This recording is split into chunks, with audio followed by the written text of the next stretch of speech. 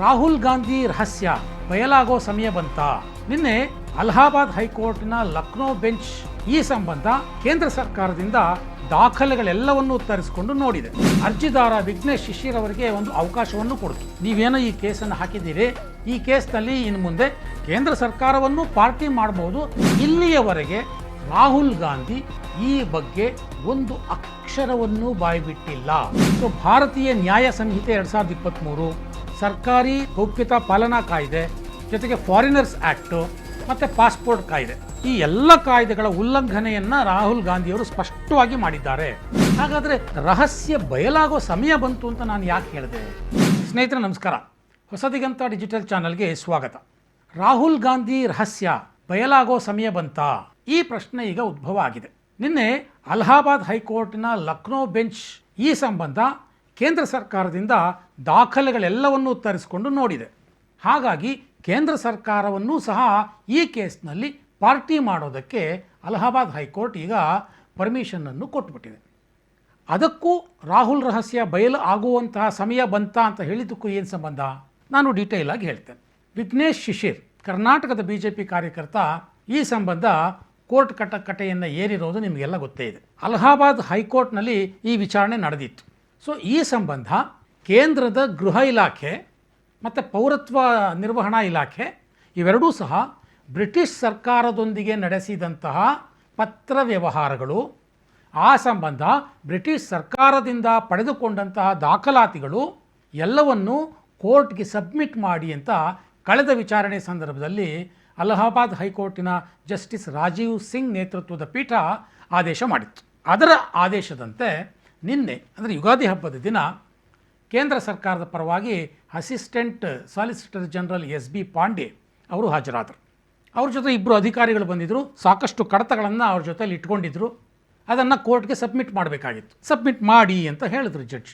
ಆದರೆ ಅವರು ಒಂದು ಮಾತು ಹೇಳಿದ್ರು, ಕೇಂದ್ರ ಸರ್ಕಾರದ ಪರವಾಗಿ ಬಂದಿದ್ದವರು, ಏನು ಇದು ಬಹಳ ಸೂಕ್ಷ್ಮ ದಾಖಲೆಗಳು ಸ್ವಾಮಿ, ಹಾಗಾಗಿ ಬಹಿರಂಗವಾಗಿ ಓಪನ್ ಆಗಿ ಕೋರ್ಟ್ ಕಟಕಟೆಯಲ್ಲಿ ನಿಂತುಕೊಂಡು ಈ ದಾಖಲಾತಿಗಳನ್ನು ಸಬ್ಮಿಟ್ ಮಾಡೋದಕ್ಕೆ ಆಗೋದಿಲ್ಲ. ಈ ಎಲ್ಲ ದಾಖಲಾತಿಗಳನ್ನು ರಹಸ್ಯವಾಗಿ ನಾನು ಕೋರ್ಟ್ಗೆ ಸಬ್ಮಿಟ್ ಮಾಡ್ತೇನೆ ಅನ್ನುವಂಥ ಮಾತನ್ನು ಆಡಿದ್ರು. ಜಸ್ಟಿಸ್ ರಾಜೀವ್ ಸಿಂಗ್ ಅದಕ್ಕೆ ಒಪ್ಪಿಗೆಯನ್ನು ಕೊಟ್ಟರು. ಆ ನಂತರದಲ್ಲಿ ಇನ್ ಕ್ಯಾಮ್ರಾ ವಿಚಾರಣೆಯೇ ನಡೀತು. ಆ ಸಂದರ್ಭದಲ್ಲಿ ಎಲ್ಲ ರಹಸ್ಯ ದಾಖಲಾತಿಗಳನ್ನು ಕೇಂದ್ರ ಸರ್ಕಾರ ನ್ಯಾಯಾಲಯದ ಮುಂದೆ ಇಡ್ತು. ಎಲ್ಲ ದಾಖಲೆಗಳು ಈಗ ನ್ಯಾಯಾಲಯಕ್ಕೆ ಗೊತ್ತಾಗಿದೆ.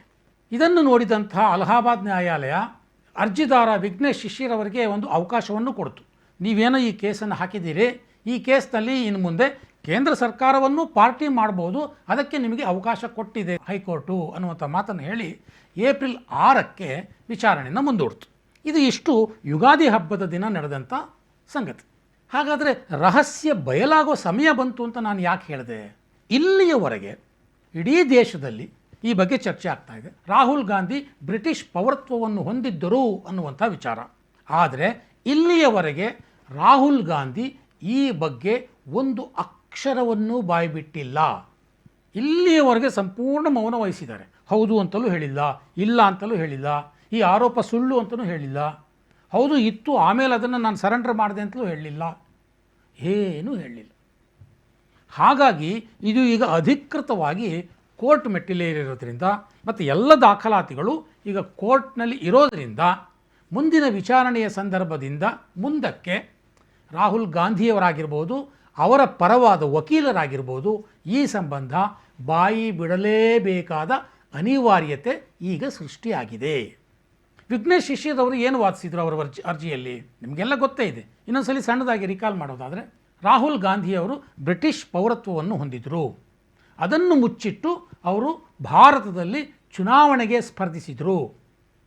ಇದು ಕಾನೂನು ಬಾಹಿರವಾದದ್ದು.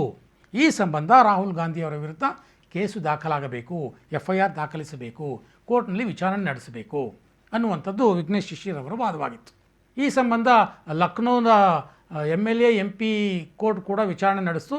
ಆ ನಂತರದಲ್ಲಿ ಆ ವಿಚಾರಣೆಯ ಅಂತ್ಯದಲ್ಲಿ ಅಲ್ಲಿನ ಜಡ್ಜ್ ಹೇಳಿದರು, ನನಗೆ ಪೌರತ್ವವನ್ನು ನಿರ್ಧರಿಸುವಂತಹ ಹಕ್ಕು ಈ ನ್ಯಾಯಾಲಯಕ್ಕಿಲ್ಲ, ಹಾಗಾಗಿ ಈ ಒಂದು ಪೌರತ್ವ ವಿವಾದ ಕೇಸು ನನ್ನ ವ್ಯಾಪ್ತಿಗೆ ಬರೋದಿಲ್ಲ ಅಂತ ಅವರು ಇಡೀ ಅರ್ಜಿಯನ್ನೇ ತಿರಸ್ಕಾರ ಮಾಡಿಬಿಟ್ರು. ಅದಾದ ನಂತರ ಈಗ ಅದು ಅಲಹಾಬಾದ್ ಹೈಕೋರ್ಟ್ನಲ್ಲಿ ಬಂದಿದೆ. ವಿಘ್ನೇಶ್ ಶಿಶಿರ್ ಅವರು ಏನೇನು ದಾಖಲೆಗಳನ್ನು ಕೊಟ್ಟಿದ್ದಾರೆ ನ್ಯಾಯಾಲಯಕ್ಕೆ, ಮತ್ತು ಕೇಂದ್ರ ಗೃಹ ಇಲಾಖೆ ಬ್ರಿಟಿಷ್ ಸರ್ಕಾರದಿಂದ ಏನೇನು ದಾಖಲೆಗಳನ್ನು ತರಿಸ್ಕೊಂಡಿದೆ. ರಾಹುಲ್ ಗಾಂಧಿಯವರು ಅಲ್ಲಿ ಓದ್ತಾ ಇರುವಾಗ ರಾಹುಲ್ ವಿಂಚಿ ಅನ್ನೋ ಹೆಸರಿನಲ್ಲಿ ಓದ್ತಾ ಇದ್ರು, ಅದು ಒಂದು ದಾಖಲೆ. ಬ್ಯಾಕಪ್ಸ್ ಲಿಮಿಟೆಡ್ ಅಂತ ಒಂದು ಸಂಸ್ಥೆಯ ಒಂದು ಕಂಪನಿಯನ್ನು ಅಲ್ಲಿ ಸ್ಥಾಪಿಸಿದರು, ಅದಕ್ಕೆ ಅವರು ಡೈರೆಕ್ಟರ್ ಆಗಿದ್ದರು. 2005-6 ಆ ಕಂಪನಿಯ ವಾರ್ಷಿಕ ವರದಿಯಲ್ಲಿ ರಾಹುಲ್ ವಿಂಚಿ ಅವರ ಹೆಸರು ಸಹ ಇದೆ. ಆ ಹೆಸರಿನ ಮುಂದೆ ಬ್ರಿಟಿಷ್ ಸಿಟಿಸನ್ ಅನ್ನುವಂಥ ನಮೂದು ಕೂಡ ಆಗಿದೆ. ಹಾಗಾಗಿ 2004ರಲ್ಲಿ ಎಲೆಕ್ಷನ್ ನಿಂತಹ ರಾಹುಲ್ ಗಾಂಧಿ ಈ ಎಲ್ಲ ವಿಚಾರವನ್ನು ಮುಚ್ಚಿಟ್ರು. ಸೊ ಭಾರತೀಯ ನ್ಯಾಯ ಸಂಹಿತೆ 2023, ಸರ್ಕಾರಿ ಗೌಪ್ಯತಾ ಕಾಯ್ದೆ, ಗೌಪ್ಯತಾ ಪಾಲನಾ ಕಾಯ್ದೆ, ಜೊತೆಗೆ ಫಾರಿನರ್ಸ್ ಆ್ಯಕ್ಟು ಮತ್ತು ಪಾಸ್ಪೋರ್ಟ್ ಕಾಯ್ದೆ, ಈ ಎಲ್ಲ ಕಾಯ್ದೆಗಳ ಉಲ್ಲಂಘನೆಯನ್ನು ರಾಹುಲ್ ಗಾಂಧಿಯವರು ಸ್ಪಷ್ಟವಾಗಿ ಮಾಡಿದ್ದಾರೆ ಅಂತ ವಿಘ್ನೇಶ್ ಶಿಶಿರ್ ಅವರು ಸ್ವತಃ ತಾವೇ ವಾದ ಮಾಡಿದರು. ಸ್ವತಃ ಅವರೇ ಲಾಯರನ್ನು ಇಟ್ಕೊಳ್ದಲೆ, ಅಡ್ವೊಕೇಟ್ ಇಟ್ಕೊಳ್ದಲೆ ಸ್ವತಃ ಅವರೇ ವಾದ ಮಾಡ್ತಾ ಬಂದಿದ್ದಾರೆ ನ್ಯಾಯಾಲಯಗಳಲ್ಲಿ. ಸೊ ಇಷ್ಟೆಲ್ಲ ಚರ್ಚೆ ಆಗ್ತಿದ್ರು, ರಾಹುಲ್ ಗಾಂಧಿಯವರು ಮಾತ್ರ ಇದುವರೆಗೂ ಬಾಯಿ ಬಿಟ್ಟಿರಲಿಲ್ಲ. ಆದರೆ ಇನ್ನು ಮುಂದೆ ರಾಹುಲ್ ಗಾಂಧಿಯವರ ರಹಸ್ಯ ಬಯಲಾಗೋ ಸಮಯ ಬಂತು.